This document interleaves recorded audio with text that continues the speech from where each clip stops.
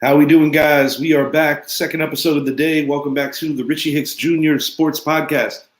Here with my good friend, Mr. Mike Zappi. We are going to talk and go in on a detailed list and detailed predictions of where some potential trades are about to go down in the NFL, as well as some free agency destinations that I put together. I'm sure Zappi may very well disagree with some of what I'm going to say.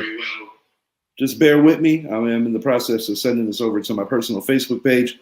Zappi, I did have a question for you and for the viewers.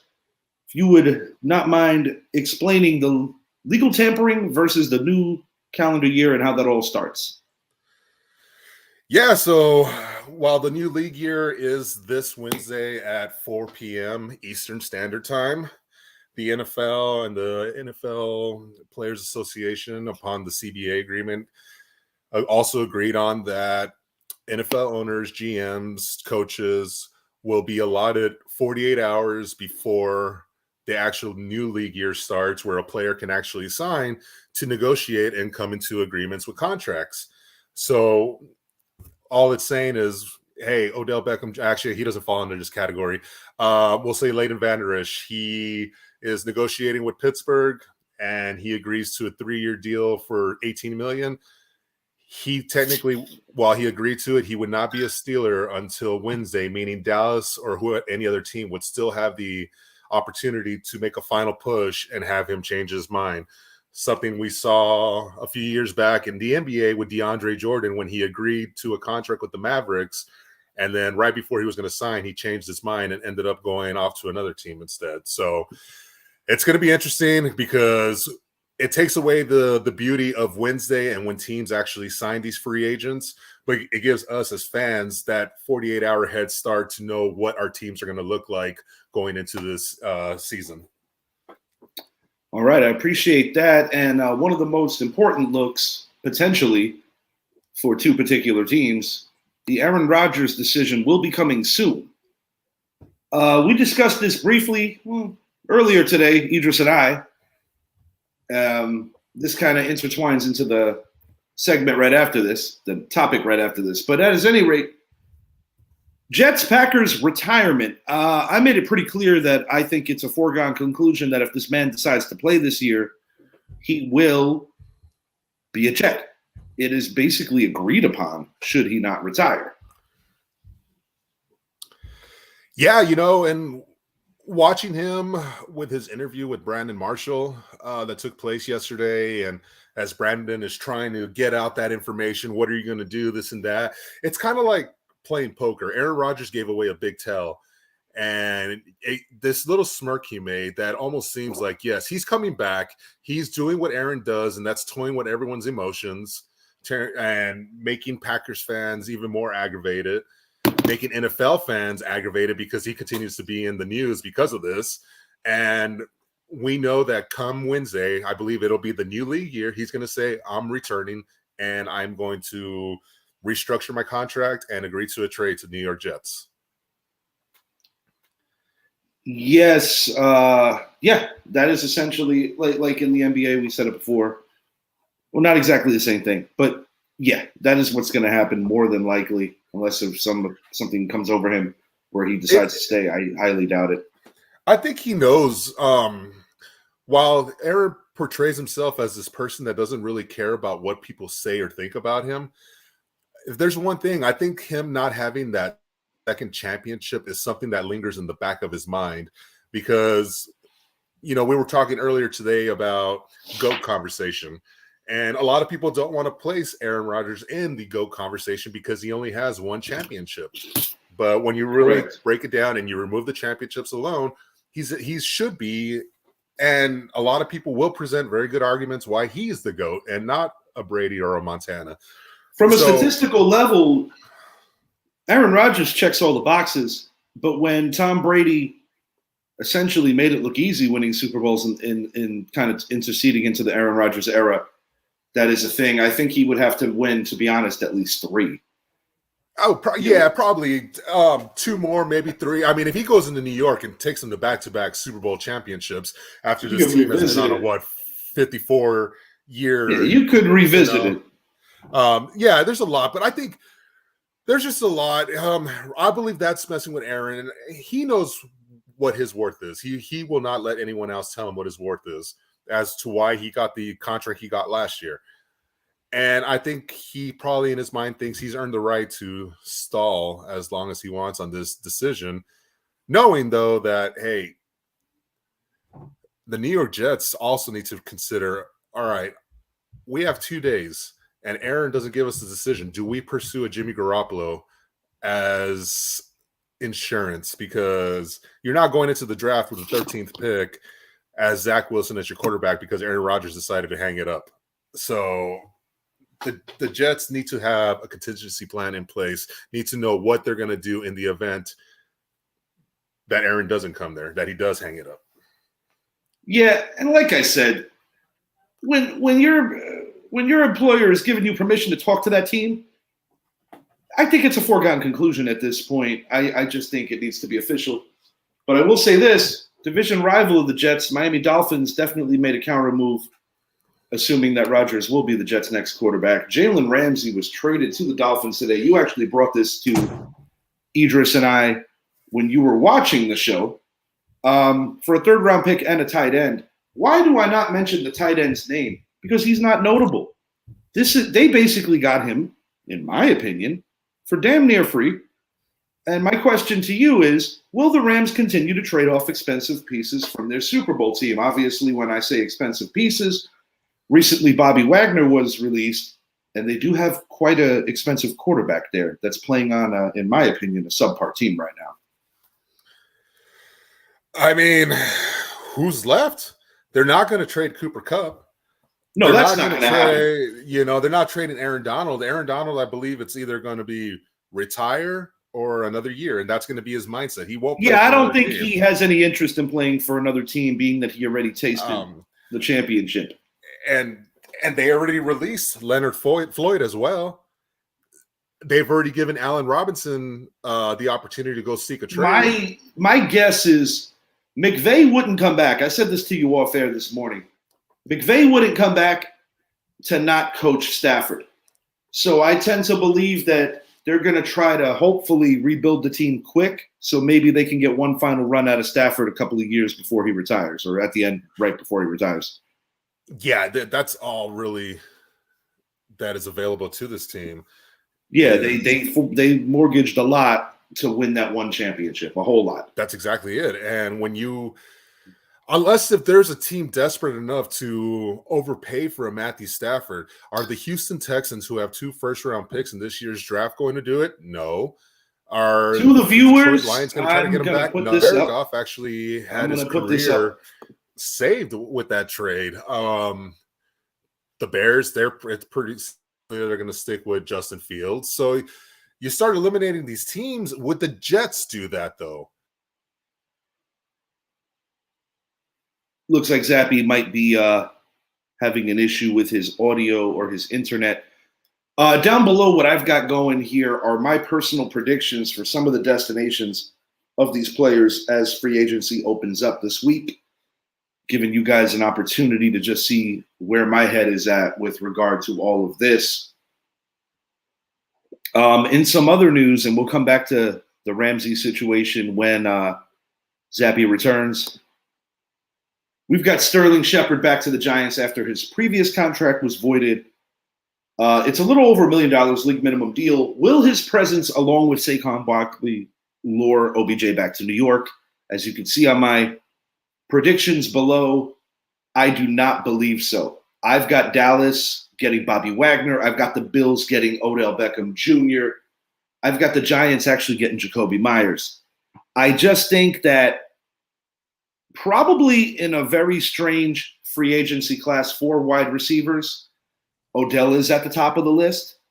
But having said that, I do believe that given his injury history and giving his wants and needs to probably play on a team that's a little more Super Bowl ready, I do think that the Buffalo Bills might be the destination for Odell. Zappy, when you slipped out, I decided to move it along and then bring it back. We're going to bring it back to Ramsey momentarily. I'm talking to the viewers right now about Sterling Shepard.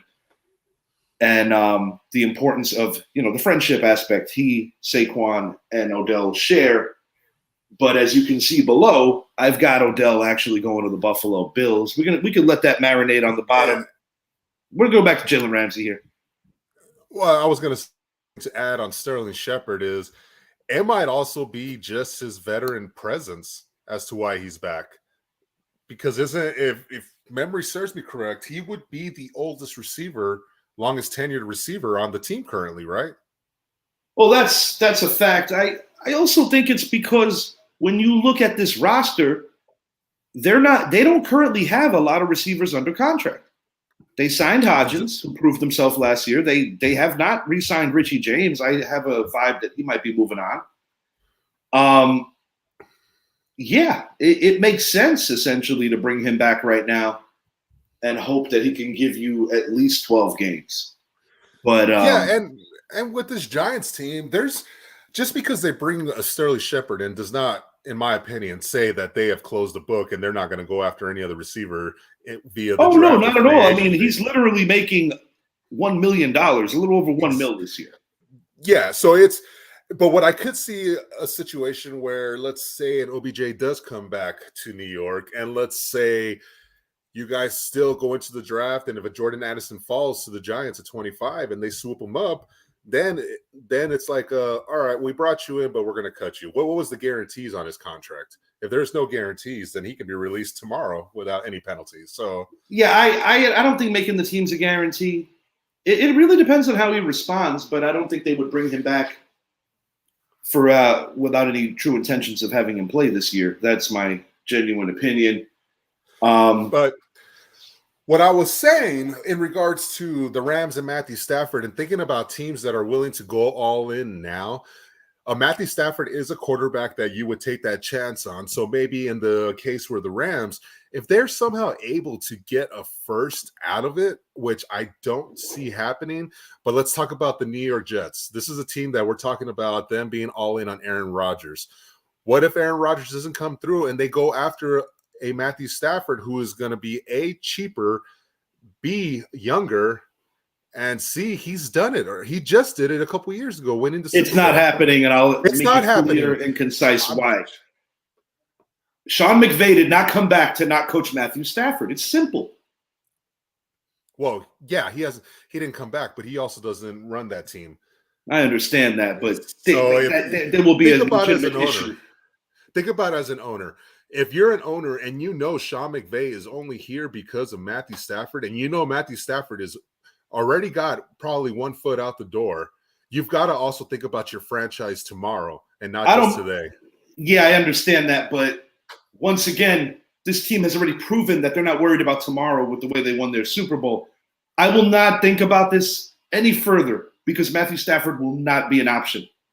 Jimmy Garoppolo will be an option, not Matthew Stafford. Yeah, he'll be. Well, we're trying to think of any other players the Rams have, and that's the only other player that's it. Yeah, and of course, there's Cam Akers, but they move away from him, but he's still on a rookie deal. So before you cut out, I think we sort of were leading in that direction. But as you can see below, well, yeah, I mean, that's what I was going to say. The Jalen Ramsey trade is now talking about the Dolphins. This is to me a move that signals, hey, the AFC East going into this season may very well be the division with the best quarterbacks. We're talking about Josh Allen. We're talking about Aaron Rodgers. I mean, depending on what the Patriots do, it could be Jimmy Garoppolo. If it's Mac Jones, then I will cancel my last statement about the best quarterback or best division quarterback. But you look at what the Dolphins are doing, they're preparing for an Aaron Rodgers. Do I think they're done? Do I think the Miami Dolphins are done going out there and trying to acquire players? There's a certain running back that comes to mind that I think the Miami Dolphins are going to be all in on because I think this Dolphins team is going all in on this season because they almost have to. With what we saw happen with Tua this past year, you've got to know, is Tua the guy or is he not the guy? And can he make it 17 games? So by loading up on defense, loading up on offense, more specifically, getting another running back to team up with Raheem Mostert and Jeff Wilson, I could see the Miami Dolphins going out there and trading for a Derrick Henry. And that's the guy who I think they're going to acquire. I don't think it's going to be through free agency. I think it's going to be through a trade. I disagree. I'll explain why. When I think about the speed that team has, and I know that I've been a big critic of their head coach for not running the ball enough, I just don't think that his style meshes with everything else they do on offense. I just don't see that. One thing that has helped Mike McDaniel is always having that power back. If he's got because one thing that hurt them is their inability to get the tough yards when it's first and 10. I agree with you there. I think what I'm trying to say is I don't see Derrick Henry on an offense where he's not the feature. It's not. Well, and also I have to look and see, but I think Jeff Wilson's a free agent other guys happy. I have a hard time believing Tyreek Hill, Jalen Waddle are going to be happy if they start running the ball 30 times a game. Winning fixes everything. We'll see. I don't see it, but maybe. What are your thoughts on some of these predictions down below? Let's see here. All right. So obviously we have a lot of we'll go into your predictions, and then I'm going to go into the teams I think will make a splash. Bobby Wagner is an interesting one because we saw Dallas was not all in on him, but they were one of the finalists last year. And of course the Rams came in, gave him the $50 million deal he was seeking, and he signed. So be it. You want to get paid. I don't necessarily think Dallas is going to be in that situation again because of the factor that Dallas needs to go out and get a receiver. You're not going to pay for a receiver. You're not going to pay for a linebacker. So I actually, Bobby Wagner, while I would love to see him team up with Micah Parsons, I think Bobby Wagner is going to end up in a team that's out of the north of the NFC, that is. And that's a team that I think is going to make a big splash this year, a team you think is going to make a big splash this year, and that's the Detroit Lions. I think they're going to be out there and try to get a Bobby Wagner too, because the one thing that hurt that defense last year was they can get to the passer, but their linebacker play was not that great. And of course, their defense started off bad, and it got better over the season. You insert a Bobby Wagner into that defense, they're going to be playing much better ball, and they'll be playing more coordinated together because Bobby can see the whole field. So I'm going to say Detroit comes up and snatches Bobby Wagner away. The other obvious choice is the San Francisco 49ers, but the Detroit Lions are my dark horse to get him. As far as OBJ goes, there's just this part of me that thinks he's going to be wearing the star here soon. And, I know you think we're going to go after somebody else, and there's a couple other players we're linked to, Brandon Cooks, DeAndre Hopkins, Stephon Diggs. But I just had this feeling OBJ is going to be a Cowboy here probably by Wednesday when the league year starts. And then you talk about the same Cowboys that didn't attend his workout? The same Cowboys that didn't attend their workout. And normally when that happens, that means Dallas is very interested. Just like in previous drafts of our first round pick is not always a top 30 visit. In most cases, it's not, because Dallas is really good about hiding things. While they give everything away, they also hide some stuff, and they're good at it. Now, for the Giants, there's a receiver that comes to mind. I know we talked about Jacoby Myers, and that one makes so much sense, but I think this is a scenario where you go out and you get yourself a Juju Smith-Schuster. I think he could come into that team where you team Juju and OBJ up. So that's one I'm going to keep a close eye on. I don't think Juju's going to leave the Chiefs. Who was it that said it best, that if it wasn't for your quarterback to save your career, and get you that ring? Juju fits with the Chiefs. When you have a Patrick Mahomes, he's going to get you the yards, the stats, all that. And then as far as McCall Hardman, Julian Love, Jalen Smith, and I think the Bears are going to make noise. I don't necessarily know if they're going to go receiver, though, and the only reason why is because they just traded for DJ Moore. They have Darnell Mooney, and they traded for Chase Claypool last year. So they have a very good top 3 receiver set to go along with a Cole Kmet. Where I think they need to address is the running back position. Khalil Herbert is now your starter. That's not going to cut it, especially when you're trying to improve. I could see the Bears going after Dwayne Brown, the starting left tackle from the Chiefs, who the Chiefs decided not to franchise. Bears have said Justin Fields is our future. One of the things that was hurting them last year was their play, especially at the left tackle position. You need to go out there and you need to get yourself a cornerstone piece like a Dwayne Brown who can protect Justin Fields. And then you need to go out there and look at defense. Jalen Smith does make sense. They need a linebacker, especially after trading Roquan. So this is what I got on some trades here. DeAndre to the Cowboys for Gallup and multiple draft picks, multiple meaning a fifth and a second. Aaron Rodgers to the Jets for a huge haul. It is. It's going to be a huge haul. Lamar Jackson to the 49ers if the 49ers believe Brock Purdy won't be ready or okay. And I also believe that would potentially mean that you might have to trade a meaningful player over in the direction of Baltimore to make the money right. Easily a name that comes up is Bosa. Yeah. So I'm going to start with the Aaron Rodgers one. I don't think it's going to be as big of a haul as people are saying. And here's why. If you're going to trade for a $50 million quarterback who is counting $40 million against the cap this year, I believe, I'd have to double check that. And a quarterback that doesn't necessarily know if he's going to play after this year, you're not mortgaging multiple first-round picks to get him. You're just not going to go all in and mortgage your future for 1 year. Now, I think it's going to Hold on. This is a team that hasn't won a Super Bowl in 5.5 decades, and you think that they're worried about tomorrow? Yeah. And the reason why is because they have the head coach that is not – he's got his reputation, which is a really good one. Their three best players are on rookie deals. Yeah, they're on rookie deals. But for the New York Jets' sake, it's going to be a trade. It's going to be multiple picks, but I do not think there's going to be a first. Now, it might be a conditional where, hey, we're going to give you a second, and if by the league year next year, Aaron Rodgers decides to come back, that second will turn into a first. There's got to be something with that. Yeah, I cannot see any scenario where the Packers don't guarantee themselves at least one first-round pick. You're giving them a 4-time MVP. You're giving them a 4-time MVP, yes. There's a so lot let's of do the salary. So what? $10 million per MVP? Well, I mean, when you think about it, like it doesn't seem that steep at all. No, it doesn't. But anybody could win one MVP. I mean, look at Cam Newton. There's a lot to it, but I think the whole fully guaranteed or the $40 million guaranteed contract is a big one to give up. So the 13th pick may or may not be in play. It might be a second this year and a second next year, conditional first, or it's going to be a first this year, number 13, which they need a quarterback. So it's worth it. You keep your second, but the other one's got to be a conditional pick. The second one has to be a conditional pick. It has to be. And then Lamar Jackson, that's the one that I'm interested to see what happens, because we already don't know what's going to happen to Lamar with the Ravens.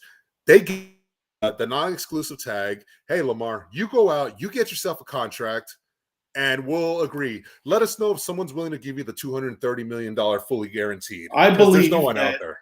Yeah, I believe that the Ravens knew that by doing that, he was going to get the awakening that nobody's willing to do that.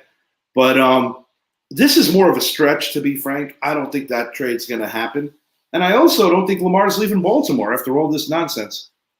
I still think he's going to leave. I still think he's going to be a Falcon. If he does, it would be the Falcons. But I put the 49ers down more so because of their need for a quarterback, not necessarily the Ravens' need to trade him there. And that's the scary thing, because Lamar, when I speak to 49ers fans, having lived in California, they have been praying for a guy like Lamar. They wanted Dak Prescott back in 2016. They wanted Lamar. When you think of a Kyle Shanahan and you think of that offense, when you put a Lamar Jackson in that offense, it makes a lot of sense. Scary. It's scary. And Lamar has never played anywhere with that litany of weapons.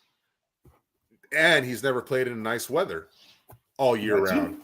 Well, with the exception of this year in California, since they're under snowstorms and monsoons as of late. But anyways, it comes back to the question, what do exactly the 49ers have? Because he's got the non-exclusive. That means 2 firsts. Are they going to give up first from drafts a couple years away? No. So that's where you include the player, like you said. And then Nick Bosa, I mean, imagine putting Nick Bosa on that Ravens defense. It would be sick, but once again, there's a reason it's not going to stretch and a reach. No, deal. If he goes anywhere, it's Atlanta. It's Atlanta, and especially now after Carolina traded away to be the number one pick, because Carolina was the only other team I thought would be good suitors for a Lamar Jackson. That's gone. It's either Atlanta or he's a Raven signing a 3-year deal for whatever and X amount of dollars, but he's not going to get the 230. He's not going to get the Deshaun Watson money. It's just not happening. Lastly, DeAndre Hopkins to your team for Michael Gallup, multiple draft picks, or maybe a similar player that they view to a Michael Gallup. Yeah, you say OBJ. I don't see it. I don't think OBJ is what they necessarily need. I think they need a guy that can be that chain mover that they lost with Amari Cooper. I don't necessarily view Odell in that regard completely.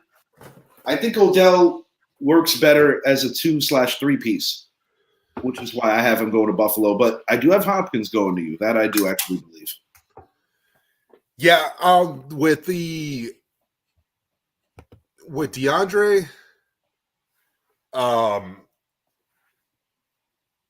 I think Dallas makes the most sense because you're no longer asking him to be a number one. He's coming in to be a number two. And you brought it to my attention that I thought it was just this year where his production declined, but I forgot all about 2021. So the guy has not been producing at an all-pro level that we got used to. Some of it is circumstantial. You know, when you miss almost half a year because of a suspension, that's circumstantial. Then you have an injury the year before that. I don't know. I personally I think that's what they're going to do. I really believe that. He was drafted by a team that plays in Texas. Now he's going to go to the big team that plays in Texas. That could be. I mean, the guy's from what, South Carolina? So his only route, he's not going to Carolina. Biggest reason I don't think the Giants are going to make the move for Hopkins is because I think they are shell-shocked with what happened with Golladay. And I'm not saying that Hopkins would be another Golladay, but what I'm saying is he's on the wrong side of the 30 age. I think when you look at who has more to lose this year in terms of figuring it out for the immediate future after this, I would say it's the Dallas Cowboys. So I do think the Cowboys make a deal like this before the Giants do. The Giants are definitely leaning towards, for the most part, a youth movement. Yeah, I agree. And no, I think the one thing with with DeAndre, when I see a trade for Michael Gallup and it won't be multiple picks, it'll be a second round pick or a third. A lot of people think a fourth will do it. I don't. I think it's going to be a third. But if a Michael Gallup is included, then there's a scenario where I could see both DeAndre Hopkins and OBJ wearing the star on their helmet this year.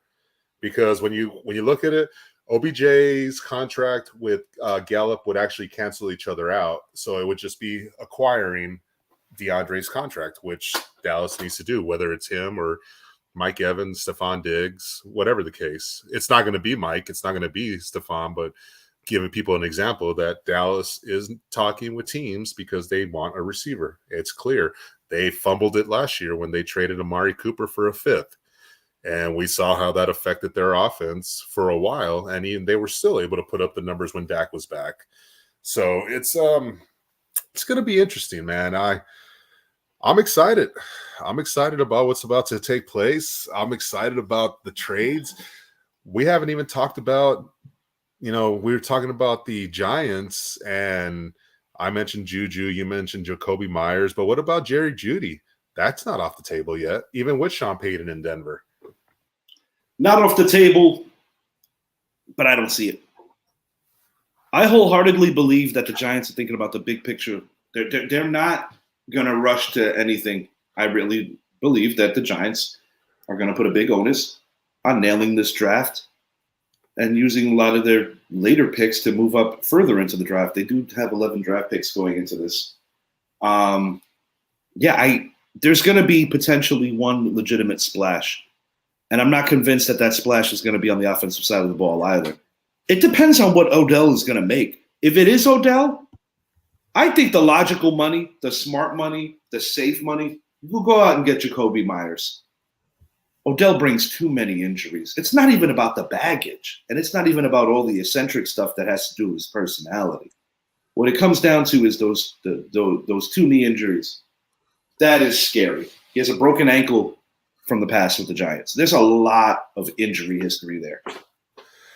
I just realized. So we were talking about, obviously this is free agency, and I was saying how I think the Lions are going to make a play, and I actually think they're going to make noise tomorrow, with the first guy being Bobby Wagner. The other guy I think they're going to pursue heavily is Dalton Schultz. We saw him trade away T.J. Hawkinson. You mentioned the Chargers a while ago. I kind of agreed with it. Now you kind of view it as maybe Detroit. Well, they did lose Hawkinson. They traded him. In free agency, it's never one team going after you. It's multiple. So for sure. I think, if you're Dalton Schultz, you're going to have Dan Campbell, and you're going to have who's their coach now? Is it still Brandon Staley? I'm drawing a blank right now. I can't even remember who the Chargers coach is. Obviously, you bring in Kellen Moore. Staley's still there. Okay, so should he be there? That's another conversation. That's probably why I was thinking he was gone. No, Dalton Schultz, he fits perfectly with Kellen Moore in that Chargers, and I think he fits really well with the style of offense that the Lions run. So I think the Lions are going to be one of the teams that are going to make noise. The other team is the Cardinals. The best free agent out there in Javon Hargrave. While you would think he'd go for a team to win a championship, I think the Cardinals are going to pay him the money to bring him in, and I could see them going after James Bradberry as well and trying to focus on improving that defense. And Darius Slay, I've got potentially getting traded to the Chicago Bears. When I look at Philly giving him permission, the Bears having the money, meaning the Bears would be willing to move with picks. The Eagles don't necessarily have a ton of cap space, so they have to make some tough decisions, but they still want to stay atop the NFC. I would say that is something that they may move on from, where they might be leaning towards keeping a Bradberry and also Gardner Johnson. Chauncey's not going anywhere. I think he's a lot more valuable to that defense than Bradberry or Slay, honestly. I think Bradberry, the reason I choose Bradberry to stay as opposed to Slay is because Bradberry's making a little less. Well, they're giving you comparable production. That, and I honestly think Darius Slay's production went down, and we saw him get beat a few times, especially in the second half of the season, where maybe he kind of... Not to mention the catch of the year by Kenny Golladay. Golladay coming through in the clutch. Webb to Golladay, just the way they wrote it up in the beginning of the year.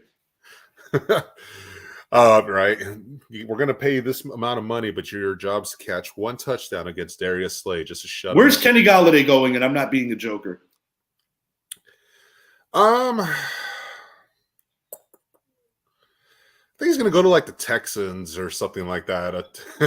A team that's not trying to win. Oh dear. Okay. I hate to say it that way, but I mean, look, the Giants brought you in for a certain reason after putting up these flashy numbers in Detroit, and where was he? Yeah, they bought damaged goods for sure. And like I said, I do think that's going to play a heavy factor in the Giants' thinking when it comes to looking at a D-Hop or looking at an OBJ. I think Jacoby Myers is the fit for the Giants. I really believe that. I'm intrigued with Juju. I still think it's Myers. I don't think it's McCole Hardman, even with the Kafka connection. I think Hardman's going to try to get paid and overpaid, and I think the Bears are just the guys to do it. The interesting one on this one, I'm going to have to wait for the ticker because I can't read them all on the thing, is oh my gosh, who was it? Not the Giants, not the Chiefs. The Chiefs, I think it's pretty obvious they're going to go sign whoever. I'm sorry, everyone, because I need to see Carolina. Oh, the Colts. That's what it was. I think they might also be the other dark horse for Lamar Jackson. Well, I mean, if you get a Lamar that basically finally solves your quarterback issues, which you haven't been able to resolve since the departure from the league of Andrew Luck. They gave a lot of former somebody's chances. They gave Wentz a chance. They gave Ryan a chance. Rivers a chance. Not only that, who's the Colts head coach? Frank Reich. No. Current head coach is Shane Steichen. Shane Steichen from the Philadelphia Eagles, who we see what a Jalen Hurts did well. That's why I think a Lamar Jackson to the Colts actually makes a lot of sense. Maybe. I still think it's Jimmy G. I think they're still going to do Colt-like things, and they're going to get a Band-Aid. But he's the best Band-Aid they've had. And Jimmy G, I think, is going to be an interesting one because you could talk about a team like the Colts. You could talk about a team like the Texans, the Panthers, the Buccaneers, the Jets, the Raiders. There's plenty of teams that I can use. He has a connection with a couple of those teams you just mentioned. All fair, you mentioned the DeMeco Ryans connection with the Texans. He has a connection with the Vegas Raiders because of head coach Josh McDaniels, going back to the New England days. He could potentially make sense for the Jets, as you alluded to earlier in the show, if the Aaron Rodgers thing doesn't happen. Jimmy G could potentially fit a lot of people. Anything you want to say before we get out of here? No, I mean, we talk about always favorite times of the year. This is a fun time where we got free agency starting. NCAA March Madness starts this week. Baseball is 2 weeks away. NBA is in full swing. We have a pretty good idea of who the top 10 teams are going to be on each conference. Hockey's coming to a close end as well. So, I mean, I love it. But keep an eye out for our AL East and AL West divisional previews, as well as our NL West division preview. We are doing work on the baseball as we are keeping you in line with the free agent talk, as well as more movie shows coming soon. Definitely got more movie shows coming soon. The free agency period, it's going to be pretty wild. It's going to be the kind of thing where your phone constantly goes off with your ESPN updates or whatever have you. Especially, once 4 o'clock hits Tuesday, going into pretty much Friday, you're going to see a lot happening. Where you're going to see multiple deals that you're actually going to have to keep refreshing because some of them you will miss because it's going to be that active. So I will add Miles Sanders. It looks like it's going to come down to the Bills and the Dolphins to go after him. And the Bengals look like they're going to be going in heavy on Jamal Williams. Imagine Williams and Mixon together. It's a scary thought.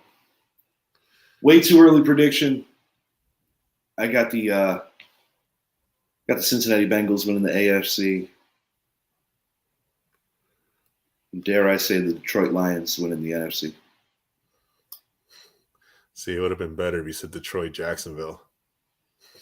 Yeah, but at least people might believe this one. Detroit, Jared Goff will score more than 3 points in the Super Bowl. That's all I'm going to say. I can't believe I just predicted the Detroit Lions to win the NFC. That's just hey, well, when you add a Bobby Wagner and a Dalton Schultz, and you have that, there.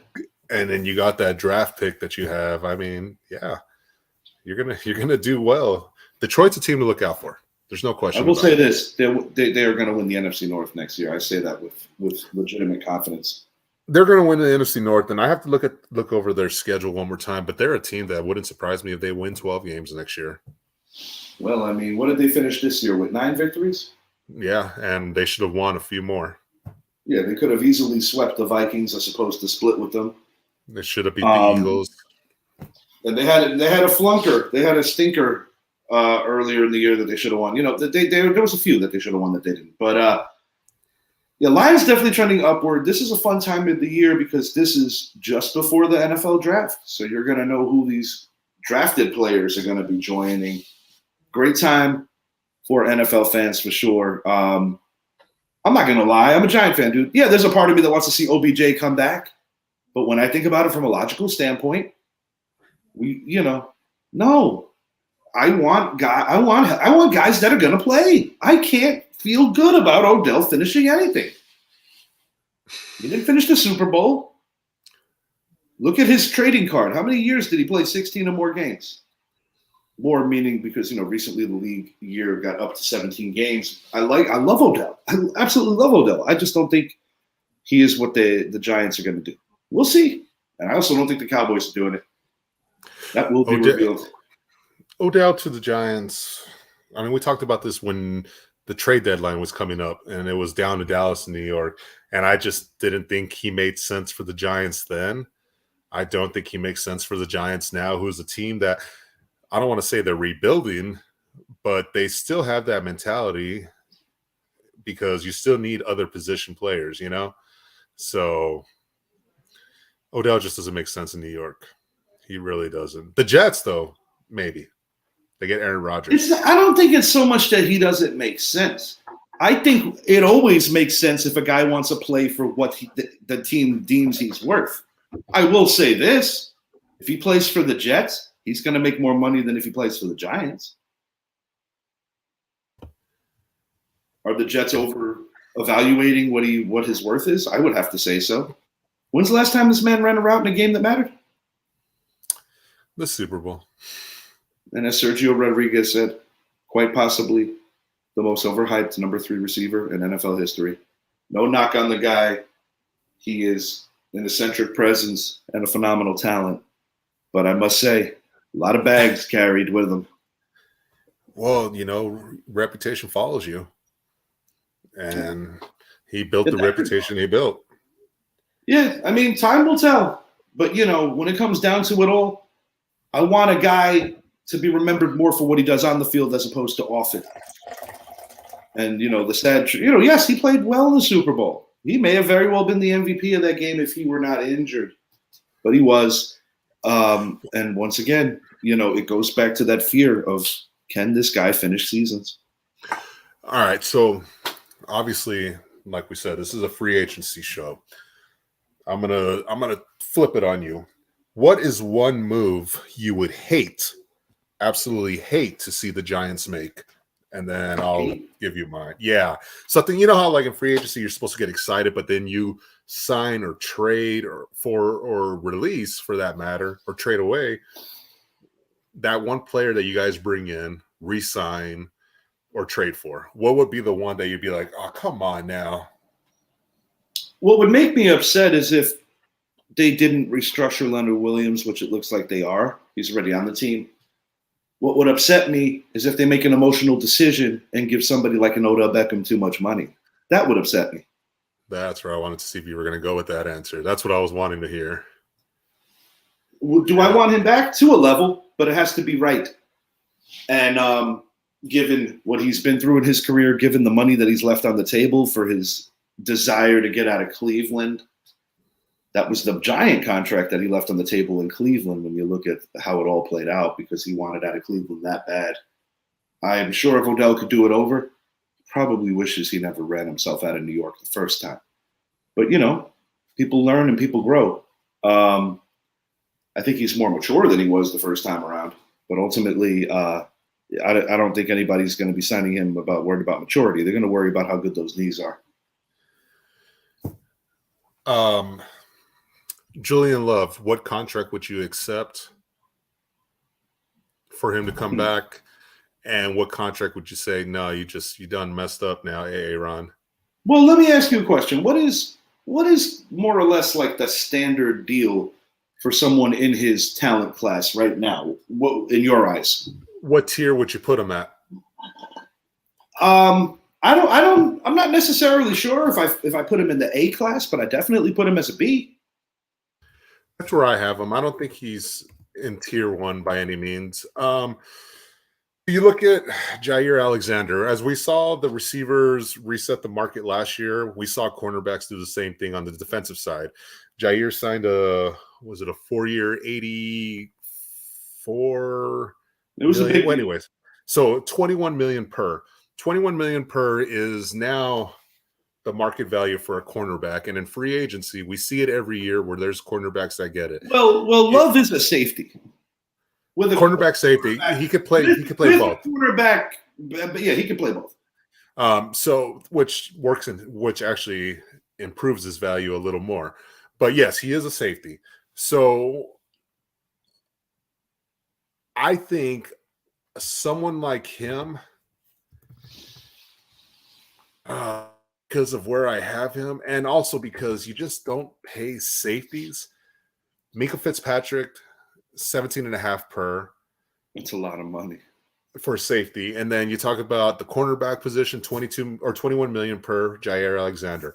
I think he's right at that range to get about 14.5 to 16. I have a cheaper solution. The guy that you let go last year is a free agent again, and he's going to be considerably cheaper. Bring back Peppers. Peppers and Bradbury. Bradbury will not be back in the Giant uniform. No, I know he won't. Yeah, that's the thing about this. So to answer your question, I would be upset. To answer your question, I would be upset if, and I like Love, especially being a Notre Dame fan, but I don't view him as a guy that can't be replaced with similar production. And no, I'm not insinuating that I want Jabril Peppers back. I'm insinuating that it's a cheaper alternative. And it's very possible that he gets. You look at the all right. I'm going to look at the top 10 safeties in the NFL based on salary. Number 10 is at 12.9. Number 1 is at 18.2. That being Minkah Fitzpatrick. There's Jesse Bates, Quandre Diggs, Marcus Williams, Kevin Byard, Eddie Jackson, Budda Baker, Justin Simmons, Harrison Smith, and Jamal Adams. Of course, Minkah Fitzpatrick and Jesse Bates. Does he deserve to get more than them? I could calmly say that he's not better than anybody you just named. Exactly. So now my value for him changes, actually. I think in the range of 8 to 10 million is the right pay. Anything over 12, I think you're overpaying him. But once again, in an inflated market, he will get it elsewhere, a bloated market, whatever you want to phrase it as. He will get it elsewhere, and that is specifically why I named the Chicago Bears as his future employer. And you even said it off air that they do have a reputation for picking up former Giant players. No, they do. And I agree with you. I think that's where he's going to end up. Not for nothing. He went to college in Indiana, and that's like a sneeze away from where the Bears play, really. Yeah. No, and I think actually he grew up a Bears fan. If I remember correctly, watching an interview on him while he was at Notre Dame. I'd have to double check that, but I'm like 85% positive on that one. But anyways, no, that's why I was asking the question is because I think a Julian Love would be the answer for me if I was a Giants fan, that if they re-signed him and paid him more than a Jesse Bates at 12.8, I think it was, who Jesse Bates is, by the way, a free agent as well. And he's going to be paid. When I look at this upcoming draft, it's deep in secondary help. You can find what you need there. And not to mention that there are alternatives that are cheaper or that are comparable. So, and if you're going to overpay somebody, overpay Bates. Don't overpay Love. Yeah, no.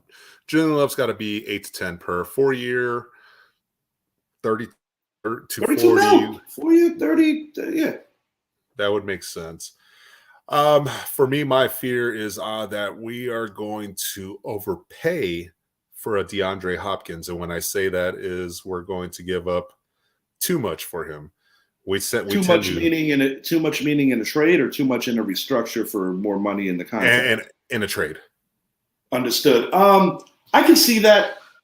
And once again, I said it a little bit ago on the show. I think Dallas is a little more desperate to make that big name splash because this could be the last ride for McCarthy and Dak. And not to mention Jerry Jones is 81. Not to mention Zeke. That's a hard one. That actually would be the one that pisses me off because while I love Zeke, I love what he has done for this team since 2016. His production has gone down a lot. His legs just don't have it anymore. And that's what happens to a guy that's used and abused the way he was. I would hate for Jerry Jones to let emotions get in the way and he decides to keep Zeke on the current contract he's on. That would tick me off because if there's a GM or manager or owner or whatever that would do it, it would be Jerry Jones. And that would be the one that would set me over Well, the edge. that's why even a guy like an Odell, and I'm going to be honest with you, you guys overpay Odell, I will laugh. But it's possible because similar to his icon, George Steinbrenner, the late George Steinbrenner, Jerry will do stuff like that to make his presence felt. Before we get out of here, I do want to make a mention that when you talk about offseason moves and free agency and things of that nature, player signings, it is so vital for certain coaches that might be on the bubble or guys that aren't on the bubble yet that we could foresee this. I'm going to name a couple of guys. For one, Ron Rivera. Well respected around the league, but I do believe that if the Commanders, almost said Redskins, if the Commanders get off to like a 3-6 start, 3-7, 4-7, anything like in that neighborhood where it's the midway point and they are considerably under 500, I could see them giving him the axe. I think Frank Reich out in Carolina is on a short leash because I actually do think that Ben McAdoo, I do believe that Ben McAdoo, I think it could be viewed as a transition coach. I have a feeling Ben McAdoo might get back into the head coaching chair. Lastly, a guy that we might not be thinking about just yet. I'm not even going to name the Chargers coach because we already know how we feel about him. I'm going to mention Sean McDermott of the Buffalo Bills. If they don't get to a title game this year, given the grand expectations that this team has had surrounding them for the better part of 3 years now, then yes, I do believe they may go in a different direction, the head coach there as well. Yeah, Buffalo 100% agree with. I think Buffalo. I think Sean McDermott is Bob Melvin. I think they're two comparable coaches. Good analogy. Frank Reich, though, I do not think you bring in a coach like a Frank Reich and trade away future assets to get the number one pick as well as your number one receiver after you've given away one of the best running backs in football and other pieces to fire him midway through the season. I think Frank Reich is on 3 year. It depends I think it depends how bad it goes. They weren't exactly all that patient in the grand scheme of things with Matt Rule, and they were even less patient with a guy who replaced him that did a better job than him. So Carolina, if you ask me, does a lot of things erratic, and it leads me to venture and wonder if Jim Irsay is also running that team. Well, if Jim Irsay is running that team and fires Frank Reich again, midway through the season when you have a rookie quarterback starting more than likely, or Sam Darnold with, you don't even know if Deontay Foreman's coming back, because if I'm Foreman, I'm not going back to that team. Not after you traded away all those receivers. Are you telling me Terrence Marshall is going to be just blow up overnight? You know, he's been in the league a few years now and we haven't seen much from him. No, there's a lot of questionable things that have gone down with that organization.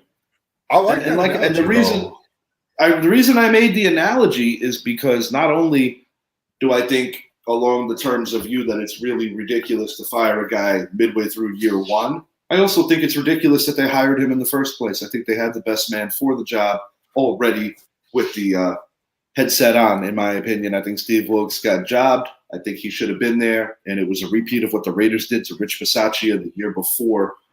But back to the topic, free agency is about to explode, and it's going to be a lot of fun.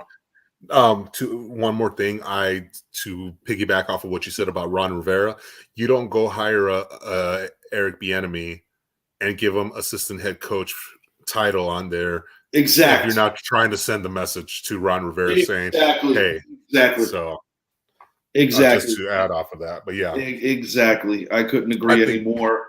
I think 10 games is pushing it. I think he's got the first 6 games. It really depends on how they start. But like I said, if this is a team that's floundering more than a couple of games under 500, then yeah, it might be axe time for him. We may be having a very special guest on the show in the near future. We will give you details as that comes to fruition. Check out the baseball shows. We've been doing some big work on our divisional previews, and we've got the movie stuff that's going to be continuing. We had movies that advanced in a tournament-style episode. We're going to keep that going as well. One last thing to add. While we didn't do any basketball tonight, the word basketball didn't even come out of our mouths.